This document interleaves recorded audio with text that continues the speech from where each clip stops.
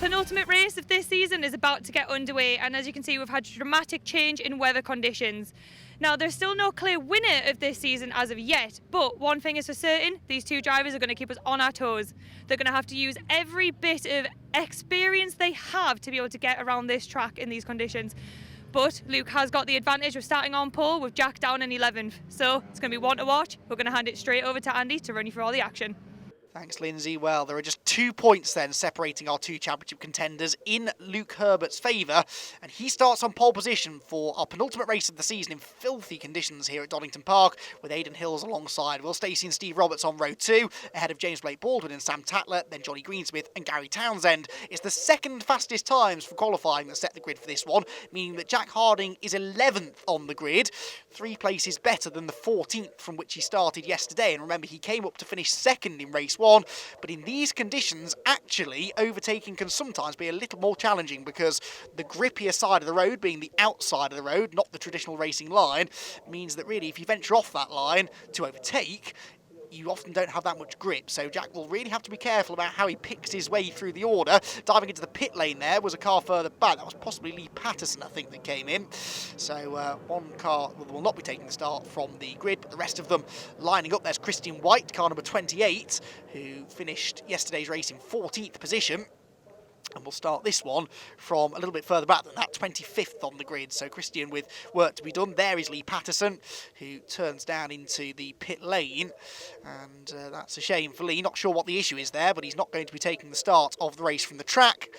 Looks like they're doing something. Yes, they're wiping the windscreen. Look, he can't see where he's going, potentially. If that's all the issue is, then he will at least be able to get going very shortly. So, very wet conditions, but 2 more races to be raced here today at Donington Park to decide the outcome of the 2018 championship. Luke Herbert on pole position again.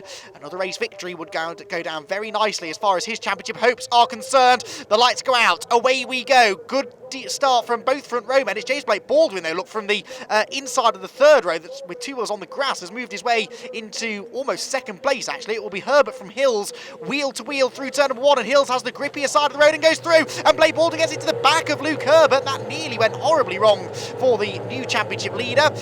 He gathered it all together. Unfortunately, there's a car off further back. That's Tom Parker, car number 6, who is splashing his way through the mud back onto the road, but it's Hills that leads the way. Ex-rallycross racer, remember, so he's good in the slippery conditions. Luke Herbert is second. Blake Baldwin looks to be third, with Will Stacey, who's also proven himself to be good in the wet this year, in 4th. Johnny Greensmith 5th, Steve Roberts 6th, then Sam Tatler 7th, Simon Baldwin 8th, 9th is By South, and Jack Harding was up the inside of Alec Livesley for 10th, so he hasn't actually gained any positions off the start this time, Jack Harding. Remember, in the previous race, he gained some 7 places on the opening lap. There's a spin further back for Simon Baldwin. Let's hope everybody avoided him. I just caught a glimpse of the blue and orange striped car rotating. It's not James Blake Baldwin, because he's there in 3rd, so it must be his stepbrother Simon who's got around. At the head of the field, though, Hills leading the way. Herbert dancing around behind him, trying to find a way through. We heard from Luke yesterday there are no team orders between these two, so if Aidan is quicker, or if Aidan really wants to win the race, then he's perfectly entitled to do so. There went Harding, and the rest of the wall filing through. It's a job just to see where you're going in the midfield, though, and that's another challenge for Jack Harding to overcome in this one. They splash their way, though, down towards the Robert chicane for the first time. Hills leading, Herbert second, then Blake Baldwin, Stacey and Greensmith rounding out the top 5. Steve Roberts going with them in 6th. Steve, who got another podium in the previous race. That was his 4th podium appearance of the season. Still looking for that 2nd victory, though. The safety car, though, unsurprisingly perhaps, is being scrambled as a result of, I'm going to assume, Simon Baldwin's rotated car down at Starkey's. Whether or not he was collected by anybody, I'm not too sure yet, but we'll wait and see if anyone doesn't come through at the end of the opening lap. Where is Jack Harding? That's the other big question, because with Herbert second, Luke is set to outscore him here. Jack Harding still hasn't come through. There he is. So he's what? 2, 4, 6, 8, 10th place for Harding. So he's only gained 1 position, and it does look like it's Alec Livesley that he's gone past. Here's a replay of the start. Look at this. So Blake Baldwin there on the inside line gets a really good start. Hills has the outside line. That's where the grip is in the wet. So it was never really in doubt that Hills was going to lead them through Redgate. But watch Herbert. He's really slow. He hits a puddle, I think, and understeers wide. Sort of slows the car down to avoid losing too much ground. It gets a big headbutt from James Blake Baldwin. And Tom Parker, I didn't quite see how he ended up in the mud, but in the mud he was. And he slithered his way back on the road, but having lost quite a lot of ground. There is Tom Parker, the black number 6 car with the red highlights, working his way through the old hairpin. And there is Lee Patterson, the green car at the back of the grid. So Lee has managed to get his way back out on track. Another one of the Rob Boston racing cars. And there's another car parked at the side of the road here. That's Richard Wickland, unfortunately, who appears to have collected the rotating Simon Baldwin. So they are the two cars that are off down at Starkey's. And the live snatch vehicle we saw there making its way through the gravel trap to go and pick them up. Now, this is not really actually what Jack Harding needs here, because Jack, we saw in yesterday's race, the safety car really helped him because he was able to catch the leaders, but he'd made more progress at the end of the opening lap yesterday, whereas in this one he's still down in 10th. He really needs all of the racing laps that he can get to work his way back through the field. Remember, Jack's worst 3 finishes this year have been a trio of 5th places, so if he finishes anywhere beyond 5th in this race, which at the moment he is, this would at least become a drop score. But with Herbert in 2nd place, I think Luke would still, if things finished as they are now, Luke would still extend the championship margin. So not by much, I admit, but I reckon if things finished as they were now, there would be 6 points between them once you take that drop score into the equation. So for Jack Harding, he won't lose quite as many points as you might imagine. It all gets rather complicated with drop scores at this time of the year, but it is there so that if you do have something happen, particularly if it's something out of your control, then like a mechanical failure, for example, or getting taken out in someone else's incident, or if for whatever reason you can't make it to a certain round due to budget restraints or whatnot, then it means you're not automatically out of the championship hunt. The only races you can't count as drop scores are disqualifications, as James Blake Baldwin found out to earlier on in the season at Castle Combe.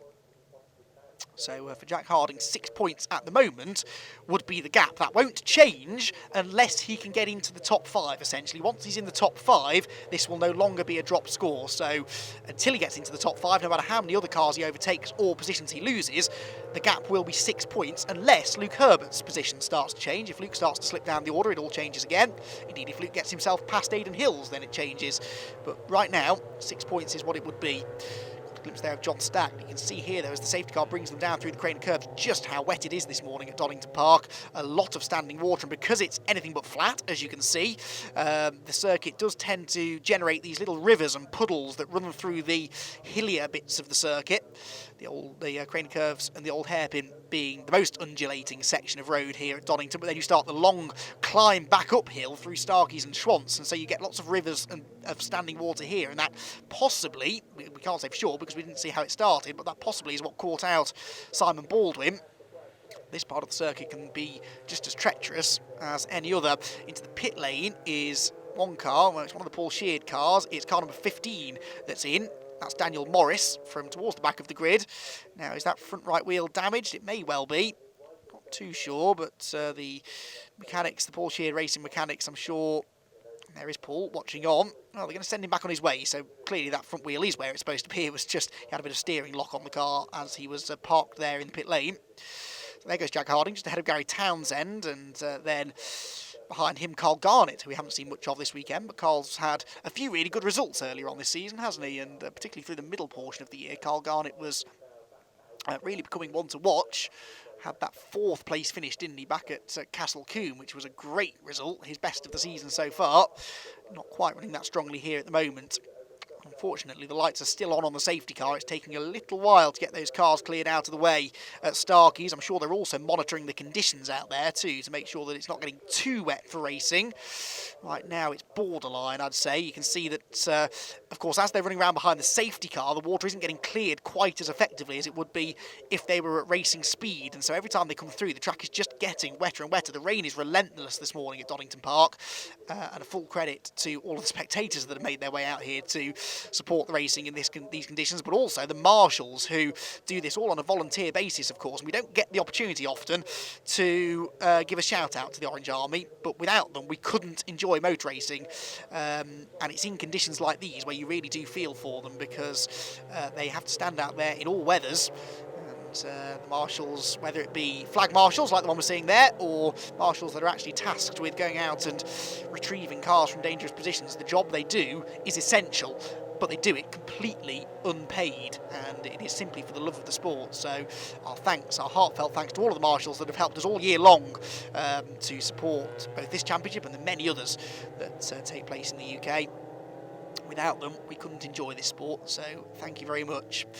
Well, Jack Harding will be rather hoping that the marshals up at Starkey's have got this incident cleared away, because the sooner we go racing, the better, as far as he's concerned. He needs to make ground. He needs to start overtaking cars as soon as we go racing again. And ideally, for him, hope that Luke Herbert starts to lose places. But at the moment, Luke is in a position to take the championship lead into the final race and actually extend it by 4 points from where it is at the moment. For what it's worth, the fastest lap he has set so far, because we've only had one green flag lap of racing. So as soon as we do go racing again, we should start seeing that beaten. If it's beaten by Jack Harding, then that could be an extra 2 points going his way. And remember, when we talk about dropped scores, we talk about dropped scores, not dropped finishes. So if Jack Harding gets into 6th, for example, but gets the fastest lap, then that might not necessarily become a dropped score. And sometimes it can work in your favour to have a drop score here at this last round of the championship. It's all part of the psychology and the tactics that will be going on, I'm sure. Right now, though, it's all about racing, because the safety car is coming in, and Aidan Hills launches in towards the chicane, splashes his way eventually back into view. There he is, and the blue and orange number 8 car already wants a winner this season, looking for that second win of the year. And he is in the lead of the race. Of course, we're into the second half of this race now as well, as a result of that safety car period. So less time remaining for him to hang on at the front, less time for Jack Harding to make progress from further back. They head in towards Redgate Corner. Will Stacey there going up the inside of Johnny Greensmith, trying to get 4th. He almost draws level with James Blake Baldwin for 3rd. He will go through, gets sideways on the exit though, so Greensmith tries to fight back. We're on board here with Jack Harding. This is the view, and I use the term view very loosely because he can see absolutely nothing, but I think, peering through the murk, that he just gained a position going through Redgate. I think that might have been Bysouth up the inside of him. Will Stevenson's been in the gravel, unfortunately. That, I think, is at Redgate Corner. He will traipse his way back on the road. There is Harding. Yes, he has got himself ahead of Colin Bysouth. James Harris and Sam Tatler are the next 2 cars that he will arrive on the rear bumper of. Oh, Tom Parker's off again, look, as they come through the old hairpin after his muddy moment that he had at Redgate at the start. Unfortunately, the race not getting much better. At the head of the field, though, it's Hills from Herbert from Blake Baldwin, your top 3. Will Stacey seems to be coming, though, with good speed here in 4th position. Made that nice move on Greensmith on the restart. And it's now going off after another podium finish, if he can get it. It will be only his 2nd podium of the year, his first one being the victory at Silverstone earlier on in the season, right at the start of the season, in fact, in damp conditions, not quite as wet as these, but he clearly does seem to go quite well when it's a bit damp and slippery out there. On board with Luke Herbert, that's Blake Baldwin behind us, interestingly not running with his headlights on. A lot of these cars cover the headlights with decals, and so they're not all that effective anyway. But Luke Herbert in stealth mode here as he hunts down... James Blake Baldwin in stealth mode as he hunts down Luke Herbert. There is Steve Roberts splashing his way through the chicane. Rob Boston Racing cars all seeming to go quite well in the wet here, aren't they? It is a pair of Rob Boston Racing cars at the front of the field. Aidan Hills from Luke Herbert, who for the time being I think will be quite happy in 2nd place. He's gaining points on his big rival. There is Harding. He still is only in 9th, so he's gained that 1 position at the expense of Colin Bysouth. Sam Tatler is now the next man in front of him, though, so James Harris has got past Sam Tatler. There's James Kell up the inside of Carl Garnett to gain a position. I think that is James Kell, the number 33 car, who's been doing some races in the MX-5 Super Series this year as well, trying to get a bit more track time than the other Mark III MX-5 series run by the BRSCC. James Kell getting lots of track time, and it's been working. He's been getting quicker as the year's gone on. Now, Will Stacey is looking quicker than James Blake Baldwin here, I'd say, but this is the point I was making earlier on. It's so difficult to overtake when there is just one line on the circuit that seems to yield more grip than any other. Up the hill they go. Blake Baldwin still in that 3rd place. This is taking the pressure off Luke Herbert, though, although I say that, but Herbert actually is not that far in front of them at the moment, is he? So Luke is going to come under pressure here, on board with James Kell, looking back at Carl Garnett. Oh no! Oh, that's Colin Bysouth. Colin Bysouth has been off, and James Kell arrived on the scene with nowhere to go and slides onto the grass. And unfortunately, I think maybe Carl Garnett was involved in that as well.